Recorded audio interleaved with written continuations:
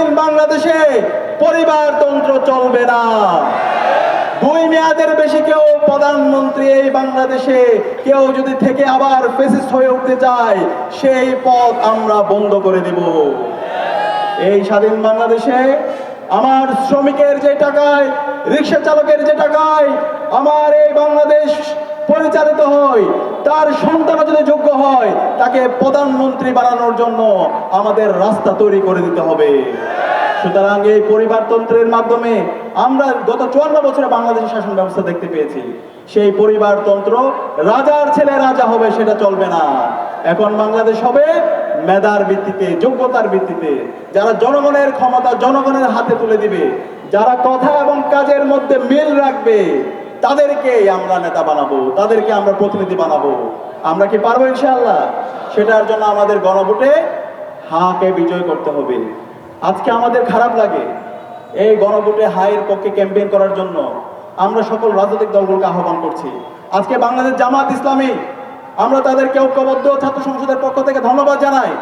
তারা তাদের নির্বাচনী প্রচারণার শুরু থেকেই তারা গণভোটের হায়ের পক্ষে ক্যাম্পেইন শুরু করেছে। তারা জুলাইকে ধারণ করেছে, তারা শহীদ আবু সাঈদকে ধারণ করেছে, তারা শহীদ ওয়াসিমকে ধারণ করেছে, বাংলাদেশের তারুণ্যকে তারা ধারণ করেছে। আমরা এনসিপিকে ধন্যবাদ জানাই, তারাও এই জুলাইকে ধারণ করে এবং জুলাইয়ের মাধ্যমে তারা আজকে বাংলাদেশে রাজনীতি করছে। তারা আজকে গণভোটের পক্ষে সারা দেশব্যাপী ক্যাম্পেইন করছে। ঐক্যবদ্ধ বাংলাদেশ জামাত ইসলামীর নেতৃত্বাধীন 11 দলীয় জোটকে আমরা ধন্যবাদ জানাই। তারা গণভোটে হায়ের পক্ষে ক্যাম্পেইন করছে এবং আজকে আমাদের এই প্রোগ্রামে দাওয়াত দিয়েছে, তারা এসেছে, আমরা তাদেরকে সাধুবাদ জানাই। কিন্তু আমাদের খারাপ লাগে, গত 16 বছর যারা মজলুম ছিল, যারা আমাদের সাথে দীর্ঘ ফ্যাসিবাদ বিরোধী আন্দোলন করেছে, আজকে জুলাই বিপ্লব পরবর্তী আমরা দেখতে পাচ্ছি তারা গণভোটের পক্ষে হাত জোর গলায় বলতে তারা ভয় পাচ্ছে। অনেক বলার পরে তাদের মহান নেতা, আমাদের বড় ভাই, তিনি আমার ক্যাম্পাসের বড় ভাই, তিনি বুকে পাথর চাপা কষ্ট নিয়ে বললেন হায়ের পক্ষে ক্যাম্পেইন আপনাদের এই শহরে এসে, আবু সাঈদের শহরে। কিন্তু তার তৃণমূলে যখন দেখতে পায় তারা এ নিয়ে বিনিয়ে হায়ের পক্ষে অবস্থান নেই।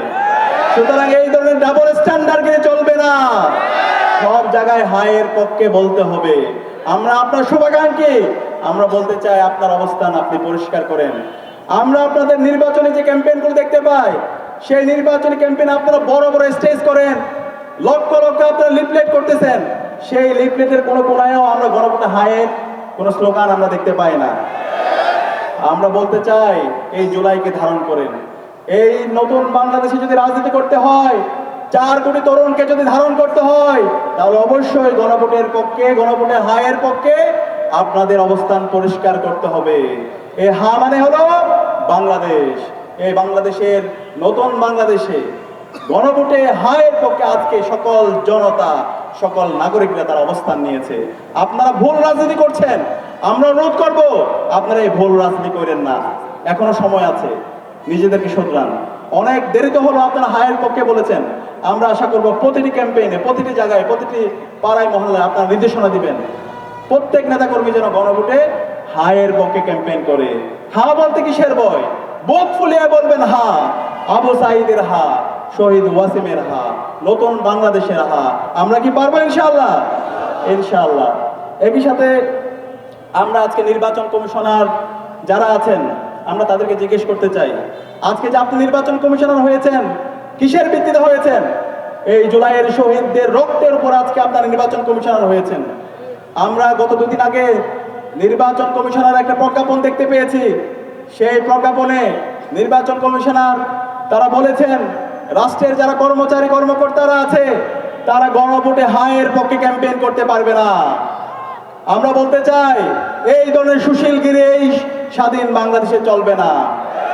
আপনারা কার নির্দেশে এই ধরনের নির্দেশনা দিচ্ছেন সেটা আমাদেরকে পরিষ্কার করতে হবে।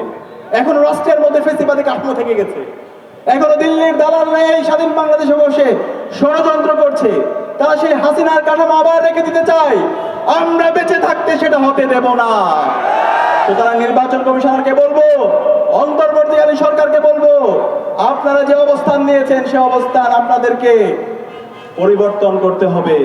সকল নাগরিককে এবং রাষ্ট্রের উদ্যোগে এই গণভোটে হায়ের পক্ষে ক্যাম্পেইন করতে হবে এবং এই গণভোটে ব্যাপক ব্যবধানে বিজয় হয়েছে জুলাই শহীদদের আকাঙ্ক্ষা, আবু সাঈদের আকাঙ্ক্ষার আলোকে নতুন বাংলাদেশ বিনির্মাণ হবে ইনশাআল্লাহ। আমরা আবু সাঈদের যারা উত্তরসূরি আছে, এখানে আবু সাঈদের সহপাঠীরা আছে, আবু সাঈদের এলাকার বিপ্লবী ছাত্র জনতা আছে।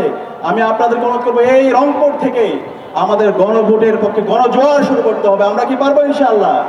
এই উত্তরবঙ্গের স্বাধীনতা পরবর্তী 55 বছরের আমাদের এই উত্তরবঙ্গের সকল সম্ভাবনাগুলো নেতৃত্বের দুর্বলতার কারণে, অযোগ্যতার কারণে, সীমাহীন দুর্নীতির কারণে, ভারতের প্রেসক্রিপশনে রাজনীতি করার কারণে উত্তরবঙ্গের সকল সম্ভাবনাকে নষ্ট করে দেওয়া হয়েছে। সুতরাং আসন্ন নির্বাচনে আমাদের ইনসাফের যারা প্রতিনিধি আছে তাদেরকে আমাদেরকে মনোনীত করতে হবে। ইনসাফের প্রতিনিধিরা ইনশাআল্লাহ নির্বাচিত হয়ে এসে এবং গণভোটে বিজয় হয়েছে। গত 55 বছর উত্তরবঙ্গে যে সীমাহীন দুর্নীতি, সীমাহীন মাফিয়াতন্ত্র তৈরি হয়েছে, এই সকল বঞ্চনা চিরতরে দূর করে দেবে ইনশাআল্লাহ। আমরা চাই আমাদের যারা শাসক হবে তারা কেউ নেতা হবে না, শাসক সে হবে জনগণের সেবক। জনগণের ক্ষমতা জনগণের হাতে তুলে দেওয়া হবে তার দায়িত্ব। জনগণের কাছে সবসময় সে কি করবে? জবাবদিহি করবে, যেটা ইতিমধ্যে আমরা 5টি ছাত্র সংসদ সেটা আমরা নিশ্চিত করেছি। আপনারা দেখতে পেয়েছেন ডাকসু আমরা দায়িত্ব নেওয়ার পরে 4 মাসে কি কাজ করেছি সেটা পুরো জাতির কাছে আমরা হাজির করেছি। আমরা শিক্ষার্থীদের মুখোমুখি হয়েছি, আমরা দেখিয়েছি কিভাবে জবাবদিহিতা নিশ্চিত করতে হয়, আমরা দেখিয়েছি কিভাবে কথা এবং কাজের মধ্যে মিল রাখতে হয়। আমরা যে কমিটমেন্টগুলো দিয়েছি তা তো করেছি, তার চাইতে ইতিমধ্যে বহুগুণ বেশি কাজ করে ফেলেছে আলহামদুলিল্লাহ। এবং ইতিমধ্যে বাকি যে সংসদগুলো আছে, রাকসু, চাকসু, জকসু, জাকসু, প্রত্যেকেই তাদের প্রতি মাসের যে হিসাব, কাজের হিসাব সেটা তারা দিয়েছে। আমরা আশা রাখবো সামনে যারা সরকার গঠন করবে তারাও এইভাবে জনগণের কাছে সবসময় জবাবদিহি করবে। জনগণের কাছে গিয়ে বলবে তারা কি করেছে, তাদের কোন জায়গায় দুর্বলতা আছে, কোন জায়গায় তাদের ব্যর্থতা আছে, সবসময় জনগণের মুখোমুখি হবে। সুতরাং আমাদেরকে নেতা নির্বাচন করতে ভুল করলে চলবে না। আমাদের এবারের নেতা নির্বাচন করতে যদি আমরা ভুল করি তাহলে আমাদেরকে আবার সেই ফেসিবাদী আমলে আমাদের ফিরে যেতে হতে পারে। সুতরাং আমরা কাউকে নব্য ফেসিস্ট হয়ে উঠতে দেব না। এই গণভোটে বিজয় হওয়ার মাধ্যমে আমাদের আগামী 100 বছরের রাজনীতি বিনির্মাণ হবে। আগামী আমাদের বাংলাদেশের যে অবারিত সম্ভাবনা, জুলাই বিপ্লবের শহীদদের যে আকাঙ্ক্ষা, তাদের যে স্পিরিট, তাদের যে প্রত্যাশা, সেই প্রত্যাশিত বাংলাদেশ বিনির্মাণ করার জন্য আমাদের ইনসাফের পক্ষের প্রতিনিধিদেরকে ব্যাপক ব্যবধানে বিজয় করতে হবে। আমরা কি পারবো ইনশাআল্লাহ? ইনশাআল্লাহ আমি আশা করছি এই রংপুর থেকে সেই বিজয়ের ধারা শুরু হবে। যে আবু সাঈদ 16 জুলাই তার 2 হাতকে প্রসারিত করে বলেছিল বুকের ভিতর অনেক ঝড়, বুক পেতেছি গুলি কর, সে আবু সাঈদের শাহাদাতের মাধ্যমে সারা বাংলাদেশ ব্যাপী এই জুলাই বিপ্লব ছড়িয়ে পড়েছিল। এবং আবু সাঈদ ছিল পুরো বাংলাদেশের আপামর মুক্তিগামী ছাত্র জনতার সোর্স অফ ইন্সপাইরেশন। সে আবু সাঈদকে দেখে সারা বাংলাদেশের সর্বস্তরের নাগরিকরা তারা রাজপথে নেমে পড়েছিল এবং খুনি হাসিনা এই স্বতঃস্ফূর্ত বিপ্লবের মাধ্যমে এদেশ থেকে পালিয়ে দিল্লিতে পালিয়েছিল। সুতরাং এই রংপুর থেকে গণভোটের পক্ষে গণজোয়ার শুরু করবো ইনশাআল্লাহ আমরা। এবং এই রংপুর থেকে আগামীর নতুন বাংলাদেশ, ইনসাফের বাংলাদেশ আমরা বিনির্মাণ করবো ইনশাআল্লাহ। একই সাথে আমরা দেখতে পাচ্ছি এই রংপুরের যে আমাদের বেগম রোকেয়া বিশ্ববিদ্যালয়, শহীদ আবু সাঈদের বিশ্ববিদ্যালয়, সেই বিশ্ববিদ্যালয়ের ছাত্র সংসদ নির্বাচন, সেই নির্বাচনকে একটা দল বিভিন্ন মেকানিজম করে নির্বাচন বন্ধ করে দিয়েছে। সুতরাং আমরা আগামী 12 ফেব্রুয়ারি দেখিয়ে দিব আমাদের রায় প্রদান করার মাধ্যমে, ওই দলের বিরুদ্ধে আমাদের গণরায় প্রদান করার মাধ্যমে আমরা আমাদের অবস্থান দেখিয়ে দিব। যারা বাংলাদেশের গণতান্ত্রিক ধারাকে বন্ধ করতে চায়, যারা পেছন দিক দিয়ে ক্ষমতায় আসতে চায়, যারা ইঞ্জিনিয়ারিং করে আবার ক্ষমতায় দখল করতে চায়, তাদেরকে আমরা আগামী 12 ফেব্রুয়ারি লাল কার্ড দেখাবো। এবং ইনসাফের প্রতিনিধিদের পক্ষে আমাদের গণরায় প্রদান করার মাধ্যমে, ব্যালট বিপ্লবের মাধ্যমে আগামীর ইনসাফের বাংলাদেশ, আবু সাঈদের বাংলাদেশ, শহীদ আলী রায়হানের ইনসাফ ভিত্তিক বাংলাদেশ আমরা বিনির্মাণ করবো ইনশাআল্লাহ। সেই বাংলাদেশ হবে সুখী সমৃদ্ধ বাংলাদেশ। সেই বাংলাদেশের কৃষি বিপ্লবের রাজধানী হবে উত্তরবঙ্গ ইনশাআল্লাহ। সেই বাংলাদেশ এই উত্তরবঙ্গের 55 বছরের সকল লাঞ্ছনা বঞ্চনা, সকল যে জুলুমতন্ত্র, সেই জুলুমতন্ত্র আমরা ভেঙে দেব ইনশাআল্লাহ।